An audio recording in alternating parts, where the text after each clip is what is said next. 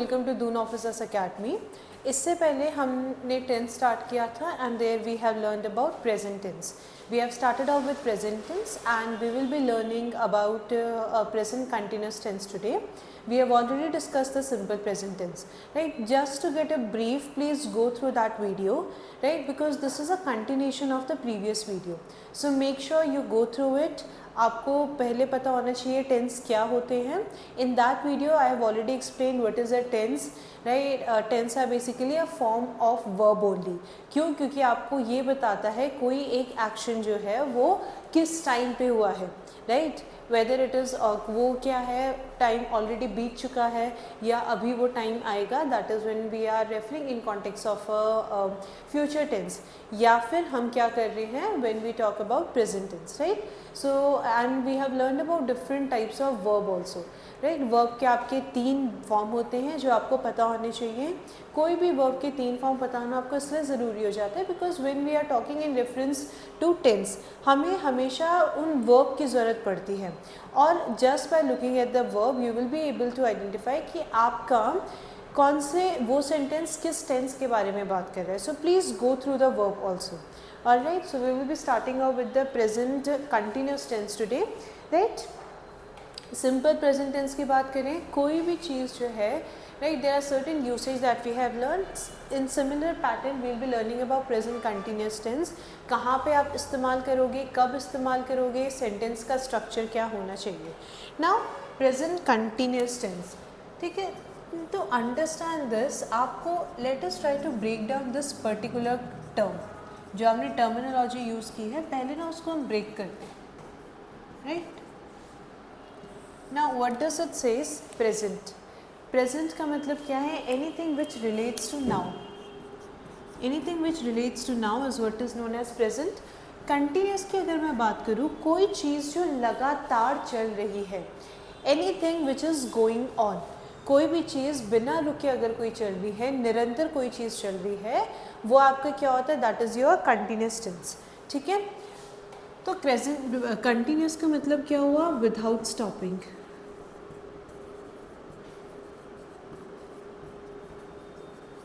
Right. अब tense की अगर मैं बात करूँ, टेंस का मतलब क्या होता है? टेंस में मतलब है कि कोई वर्ब जो आपको एक्शन बता रहा है, right. So tense are basically a form of verb. So any form of verb which tells you about an action which is going on at present. कोई चीज़ जो अभी चल रही है, लगातार चल रही है प्रेजेंट में, तो वो क्या है? आपका प्रेजेंट कंटिन्यूस टेंस है. एक और चीज़ याद रखना प्रेजेंट टेंस के लिए या प्रेजेंट कंटिन्यूस टेंस के लिए, जहाँ पे भी अगर वर्ड कंटिन्यूस आए, if there is a word continuous involved, तो कंटिन्यूस टेंस जो है वो हमेशा आपका आईएनजी फॉर्म लेगा. It will take the base form of the verb plus ING. जो आपका base form of the verb है उसके साथ हमेशा आप आईएनजी यूज़ करोगे. और इसी base form of the verb plus ING को हम क्या बोलते हैं? Fourth form of the verb, ठीक है. इन्हीं को हम क्या बोलते हैं? Fourth form of the verb, right. So wherever there is a word continuous involved, we will use the fourth form of the verb, ठीक है. उसके साथ आप कौन सा verb यूज़ कर रहे हो, हेल्पिंग वर्ब आप कौन सा यूज़ कर रहे हो, वो आप चेंज करते रहते हो, ठीक है. डिपेंडिंग अपॉन वो प्रेजेंट है या पास्ट है या फिर वो फ्यूचर का टेंस है, राइट. नाउ एक और चीज़ याद रखना है आपको for the present continuous tense, कि प्रेजेंट कंटिन्यूस टेंस में ना टाइम का रेफरेंस स्पेसिफिक नहीं होता है, right. So it is not with reference to time. For now just remember the statement. जब हम प्रेजेंट परफेक्ट कंटिन्यूस टेंस पढ़ेंगे, देयर यू विल लर्न कि जब हम रेफरेंस टू टाइम का एग्जैक्ट मतलब क्या है, राइट. कि you know in present continuous tense हम फॉर या सिंस जैसे वर्ड का इस्तेमाल करते हैं, right. So present continuous tense में टाइम का रेफरेंस नहीं होता है, राइट. स्पेसिफिक टाइम नहीं रेफर किया जाता, right. So when I talk about continuous tense there is no reference to time, ठीक है. अब आ जाते हैं हम कब प्रेजेंट कंटिन्यूस टेंस इस्तेमाल करेंगे. Where are we going to use the present continuous tense? अब जब मैं प्रेजेंट कंटिन्यूस टेंस की बात कर रही हूँ, एक चीज़ आपको याद रखनी है, कहाँ पे यूज़ करेंगे? For any action going on eight the time of speaking. कोई भी एक्शन जब आप बात कर रहे हो, जब आप प्रेजेंट में बात कर रहे हो, उस टाइम पे अगर चल रहा है तो आप उसके लिए क्या यूज़ करोगे? You will use present continuous tense. जो अभी आपका टेंस, कोई भी टेंस जो आपका अभी लगातार चल रहा है, right, at the time of speaking, that is expressed in present continuous tense. For example, if I say I am watching the match, right? अब देखो यहाँ पे क्या चीज़ें बताई गई हैं। I am watching the match. Now at the time of speaking, ठीक है, at the time of speaking, अगर ये एक एक्शन चल रहा है, जब मैं बात कर रही हूँ तब अगर ये एक्शन चल रहा है, तब वो मैं किस में एक्सप्रेस करूँगी? प्रेजेंट कंटिन्यूस टेंस में। अभी जब मैं आपसे बात कर रही हूँ तब अगर कोई एक्शन चल रहा है, there I will use the present continuous tense. ठीक है, अब how are you going to identify whether this is a present tense, या फिर कैसे आइडेंटिफाई करूँगी कि ये कंटिन्यूस टेंस है? If you will look at this particular verb here, watching verb आप देख रहे हो ना, तो वॉचिंग में ing वर्ड यूज़ किया गया है and there is a base form of the verb, so we have used base form of the verb which is the first form of the verb. मतलब क्या है? Base form. उसके साथ में क्या यूज़ कर रही हूँ? ing यूज़ कर रही हूँ, राइट? तो वो आपका क्या हो गया? कंटिन्यूस फॉर्म हो गया। पर अब इसके साथ आप ये भी देखो कि मैंने ऑक्सिलरी वर्ब या हेल्पिंग वर्ब क्या यूज़ किए। रिमेंबर व्हेन आई से हेल्पिंग वर्ब, उसका मतलब क्या हो गया? Helping verb simply means any verb that you use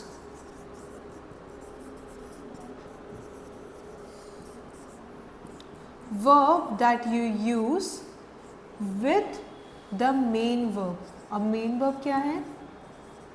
ठीक है, मेन वर्ब का मतलब क्या हुआ? Main verb simply means the verb जिसमें एक्शन के बारे में बात की जा रही है, right? Main verb means the verb which is used as an action. ठीक है, कोई भी वर्ब जो आपको एक्शन बताता है वो आपका मेन वर्ब है। उसके साथ आप क्या यूज़ करोगे? Right, that is your helping verb, right? Helping verb क्या हो गया? जो एक वर्ब जो है, जो मेन वर्ब को उसके मीनिंग एक्सप्रेस करने के लिए हेल्प कर रहा है, that is your main verb. Alright, तो अगर मैं यहाँ पे एम वर्ड देखूँ, if you will look at the am verb, am is a verb है ना। आपने इस या टू आपने बी के फॉर्म पढ़े होंगे, इज़, एम, आर, वॉज, वर, ये सब क्या करते हैं? ये आपके जो मेन वर्ब है। Now look at the word watching, watch, right, it is an action, उसका आपने कंटिन्यूस फॉर्म बना दिया ing। तो कोई भी आप जो ऐसे वर्ब यूज़ कर रहे हो जो आपके क्या है? मेन वर्ब को एक्सप्रेस, अपना मीनिंग एक्सप्रेस करने में हेल्प कर रहे हैं, वो आपका क्या हो गया? That is your helping verb. So am is a helping verb. तो if you will look at the structure here, what have we used? I is a subject. Now just to give you a brief about subject, subject is the doer of the action. जो काम कर रहा है वो आपका subject हुआ, जो ये एक्शन रिसीव कर रहा है दैट इज़ योर ऑब्जेक्ट। जैसे कि, और यूजुअली आपको हु और हुम वाले क्वेश्चन पता होने चाहिए। When I talk about who, आपका हु वाला जो क्वेश्चन है वो आपके सब्जेक्ट के लिए यूज़ किया जाता है। फॉर एग्जाम्पल, इफ़ आई से who is watching the match, तो आप आंसर क्या करोगे? I am. तो आई ने क्या आंसर किया? हु। पर अगर मैं बोलती हूँ, अगर ये पूछा जाए कि I am watching the match, right, तो अगर क्वेश्चन ये पूछा जाए कि match is watched by, right, और you are watching what, match, right. तो आपका जो ऑब्जेक्ट पार्ट है, मैच इज योर ऑब्जेक्ट, वो आपके कौन से दो आंसर करेगा, ईदर व्हाट और हुम, ठीक है। और जो आपका सब्जेक्ट है which is I, it answers who. कई बार वो व्हाट वाले भी क्वेश्चन का आंसर करेगा, right. So this is your subject and this is your object. Subject is the one who does the action, जो आपके एक्शन कर रहा है, जिसके बारे में बात की जा रही है। ऑब्जेक्ट का मतलब क्या होता है, ऐसा कोई भी सेंटेंस का पार्ट जो एक्शन रिसीव कर रहा है, right. So helping verb, the verb which helps the main verb to express it meaning. अब ये सारे टर्म हमें क्यों पता होना ज़रूरी है, because we will be using to frame the structure of the sentence. एक यूसेज तो हमने पढ़ा कि कोई भी चीज़ जब आप बात कर रहे हो उस टाइम पे अगर कोई एक्शन चल रहा है, there we will use present continuous tense, ठीक है। अब इसका एक और यूसेज क्या हो सकता है, अनदर यूसेज इज, कोई भी चीज़ जो आपको पता है कि ये चीज़ तो होगी, ठीक है, इट इज़ प्री प्लान्ड। कोई भी चीज़ जो ऑलरेडी प्लान्ड है, जो आपको पता है उस टाइम पे होगी, right. For example, I am going to the cinema,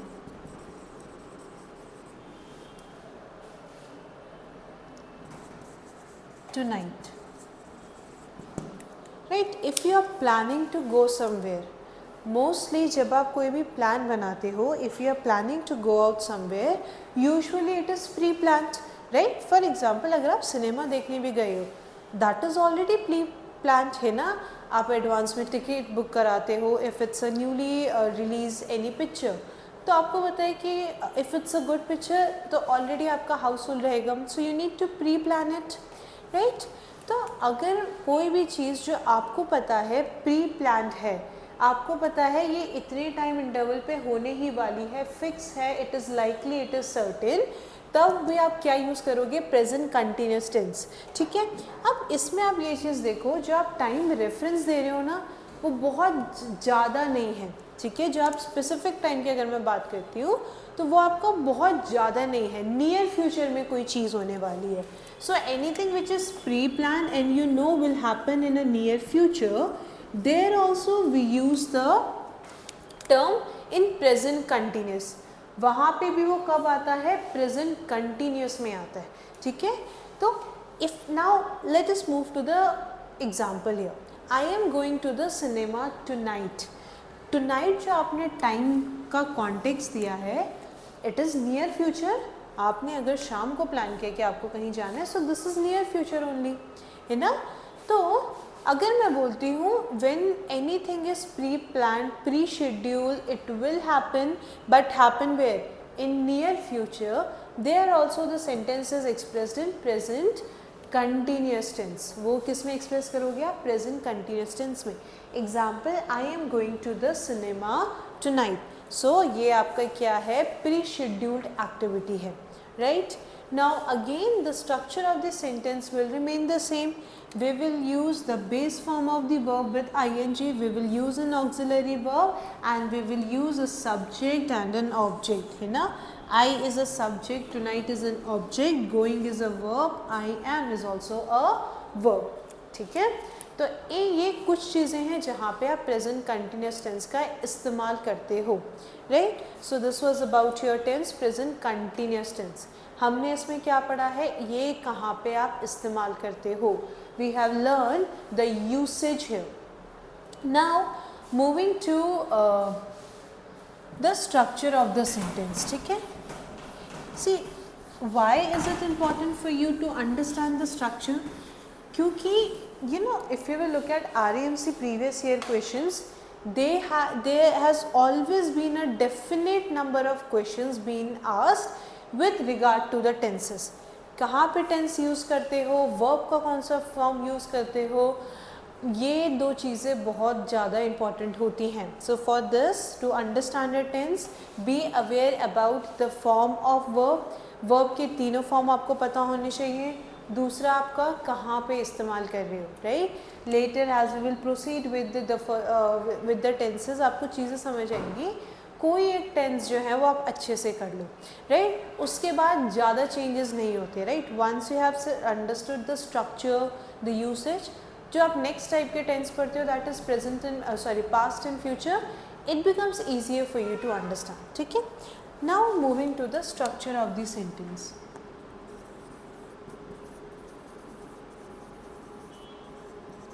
structure की अगर मैं बात करती हूँ तो आप क्या, स्ट्रक्चर मतलब जो आप सेंटेंस यूज़ कर रहे हो उसका स्ट्रक्चर क्या होगा। First is the affirmative sentence. कोई भी चीज़ अगर आप अफर्म कर रहे हो, यूजुअली आपका जो अफर्मेटिव सेंटेंस होता है वो it has a reference with the positive sentences.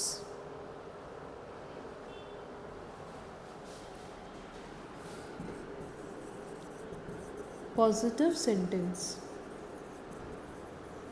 ठीक है, उसका मतलब क्या है, पॉजिटिव सेंटेंस से है, राइट। सो पॉजिटिव सेंटेंस का मतलब क्या, ठीक है। You know, when you watch certain movies which are related to any mission या इस टाइप के, है ना, तो when they are talking over, जब वॉकी टॉकी यूज़ करते हैं, राइट, सो जस्ट जब वो कम्युनिकेट करते हैं at that time also you would have noticed कि वो they use a term affirmative, right. So the term affirmative simply means that positive, है ना। सो affirmative सेंटेंस का मतलब होता है पॉजिटिव सेंटेंस, राइट। दूसरा तरीका इनको डिस्क्राइब करने का है पॉजिटिव सेंटेंस में जिसमें ना या नो टाइप की चीज़ें नहीं बोली गई हैं, right, where you have not use no और नॉट एनी डिनाइल वर्ड, वो आपके पॉजिटिव सेंटेंस होते हैं। For example, I, let's not use I, she is singing a song, a very basic example, ठीक है। अब देखो ये स्टेटमेंट क्या है, आपको कोई एक चीज़ बता रहे हैं जिसमें कोई डिनाइल कुछ नहीं है, राइट। अगर मुझे इसका स्ट्रक्चर प्रिडिक्ट करना है, so she is a subject because she is the doer of the action, so there is a subject here,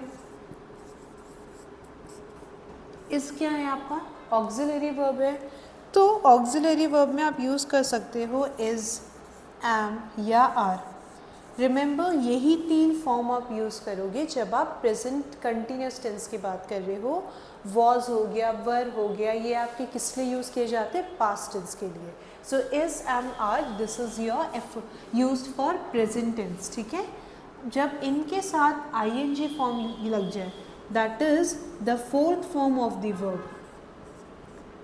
तो यही दो चीज़ें हैं जो आपके टेंस को कंटिन्यूस टेंस बनाती हैं, and then comes the object, ठीक है।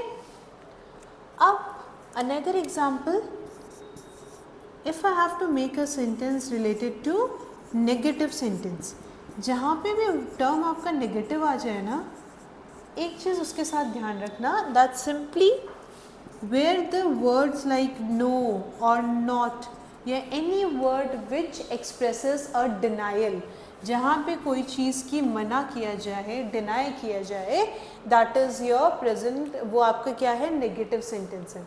अगर मुझे इसी का नेगेटिव सेंटेंस बनाना होगा तो I can simply write she is not singing a song,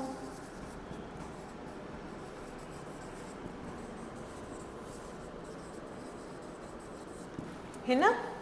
she is the subject, ठीक है, इज़, एम, आर, क्यों, क्योंकि ये आपकी क्या है, these are your tense which relates to present tense, right, plus the fourth form of the verb,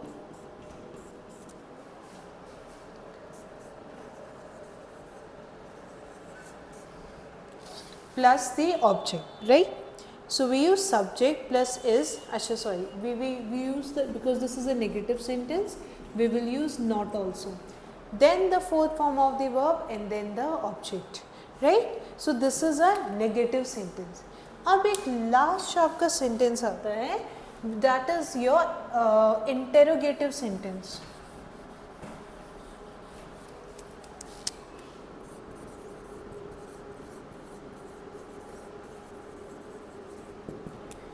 किसी को इंटेरोगेट करने का मतलब क्या हो गया कि आप उनसे क्वेश्चन पूछ रहे हो, ठीक है, यू आर आस्किंग देम, कोई आप क्वेश्चन है, क्वेरी है, या आपको कोई यू नो, इंटेरोगेट करने का सिंपल मतलब होता है किसी चीज़ के बारे में पूछना, इंक्वायर करना, right? So that is interrogative. अब इंटेरोगेटिव सेंटेंस की बात की जाए, जिन सेंटेंस में क्वेश्चन पूछा जाता है, ऐसे कोई भी सेंटेंस जिनमें आप कुछ पूछ रहे हो, तो क्वेश्चन पूछने वाले जो सेंटेंस होते हैं वो आपके इंटेरोगेटिव सेंटेंस होते हैं, राइट? अब एग्जाम्पल के लिए इफ़ आई से इसी सेंटेंस का अगर इंटेरोगेटिव बनाते तो क्या मैं लिखूँगी?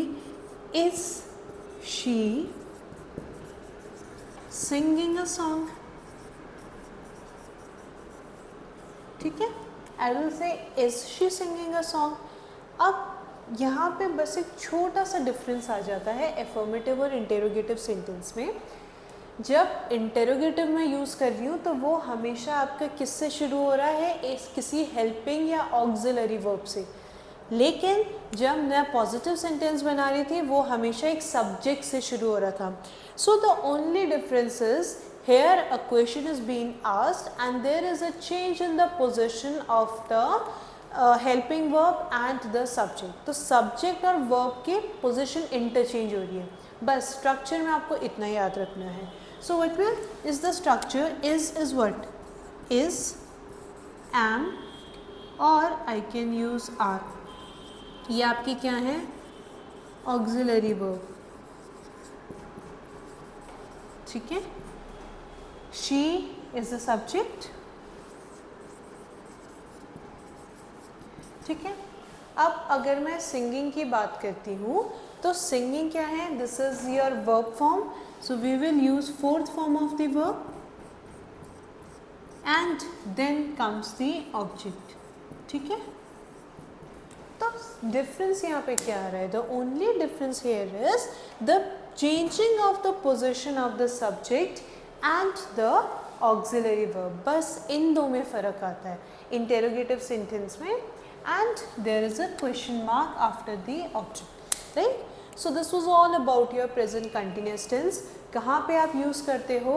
कोई भी चीज़ जो अभी चल रही होगी, anything which is going on at the time of speaking or anything which is pre-scheduled, that is certain or likely to happen at a near future.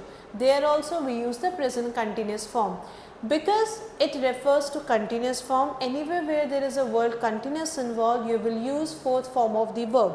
Continuous से पहले क्या है? Present. So that means we will use the auxiliary verb or helping verb, which are is and are for present tense, right? Structure आपको हमेशा याद रखना है. So you just need to understand two things. One, where shall we use this? Secondly, what is the structure? Because these two things will help you for RAMC or सैनिक school exam. There has always been a question related to tense, ठीक है, और RAMC में कम से कम 10 तो आए ही हैं if you look at the previous year paper, right? So this was all for today. I hope you have understood this topic. And then we will be moving with the perfect tense, और उसमें हम दोनों type की tense पढ़ेंगे, which is perfect continuous tense and present perfect tense, ठीक है. So this was all for today. Thank you and have a good day to you all.